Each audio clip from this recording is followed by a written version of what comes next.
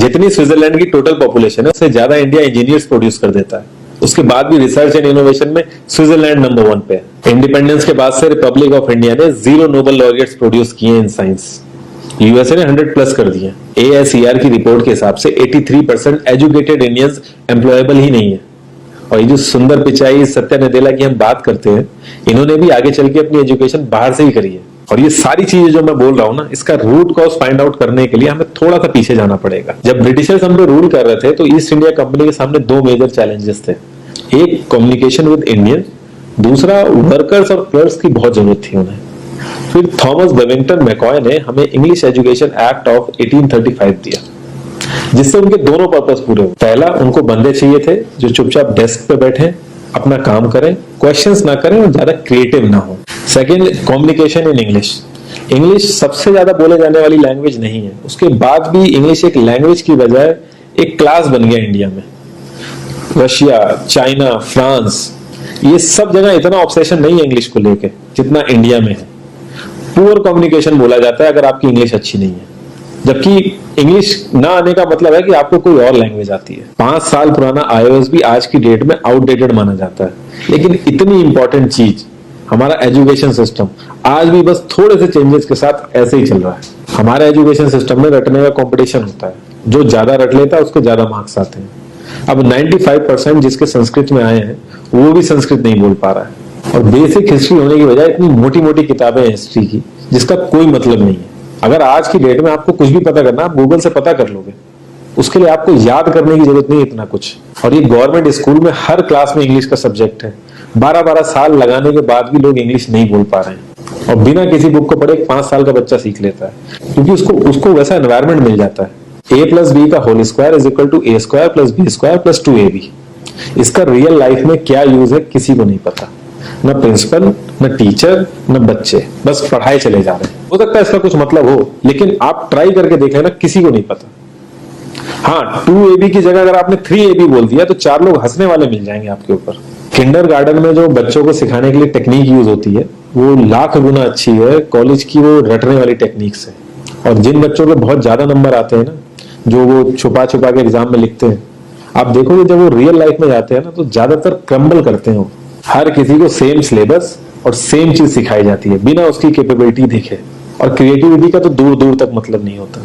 अब एक लाइन से आप शेर, मछली, सांप, हाथी सबको लाइन से खड़ा कर दो, उनसे को पेड़ पे चढ़ो, उनको तो जिंदगी भर यही लगेगा ना कि वो तो किसी काबिल ही नहीं है। और द्रोणाचार्य ने भी पांडवों को उनकी स्किल सेट के हिसाब से उनको चीजें सिखाई, सबको एक ही चीज नहीं सिखा दी। और हमारे एजुकेशन सिस्टम में ज्यादा ऑप्शंस भी नहीं है। सबसे ऊपर साइंस, फिर कॉमर्स, और सबसे नीचे जाके कहीं नंबर आता है आर्ट्स का। आर्ट्स लेने वाले को तो लोग इतना हल्के में लेते हैं जैसे वो किसी काम का ही नहीं है। हर माँ बाप को तो इंजीनियर या डॉक्टर ही बनाना है। कॉलेज वाले अगर एक्स्ट्रा कोर्स रख भी देते हैं तो माँ बाप एंट्री नहीं कराएंगे, तो वो सारा पैसा बर्बाद होगा कॉलेज का। तो ऑप्शंस कहाँ से आएंगे?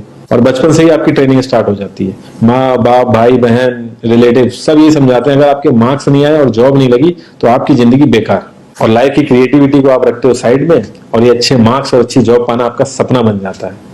अब ये सपना पूरा हो जाता है तो बहुत बढ़िया है, दूसरे को जेलस फील कराओगे, नीचा फील कराओगे। और इस छोटी सी उम्र में अगर सपना टूट जाता है तो सेल्फ डाउट में आ जाओगे।